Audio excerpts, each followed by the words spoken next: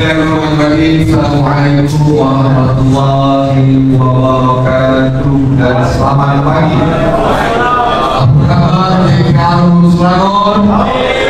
Apa kabar good people? Wah, baca-baca orang. Saya atau tuan perempuan bergerak bertemu dengan 3 orang. Berapa orang? Lagi. Kenapa nak kena seronok dengan hari ini? Ada lagi seronok dengan mana? Kenapa? Sebab bos tak ada.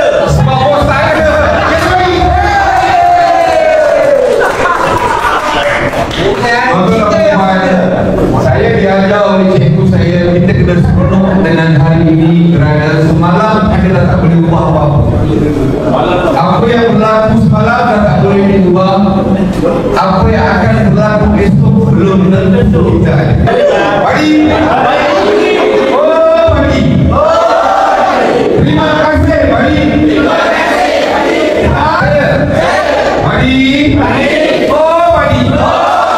Sekiranya pagi demam, biarlah saya jadi ubatnya. Telur, tuan-tuan perempuan buat bentuk telur boleh tu. Buat bentuk telur. Cakap telur telur. Telur. Itu telur puyuh. Itu telur apa? Ada punya pakar telur. Itu suka ingin direk tu. Direk kan? Okey. Sekarang saya nak abang buat bentuk telur. Itu bertelur. Saya nak buat bentuk telur. Jangan bertelur kat sini. Buat telur. Telur sini. Ini telur gresi, buat telur gresi. Okey, buat. Yang lain semua buat. Ini bentuk apa? Telur. Terima kasih. Okey dah. 6, 4. Ayo saya pukul 3. 8, 4. Ya, nombor wow. Tiga.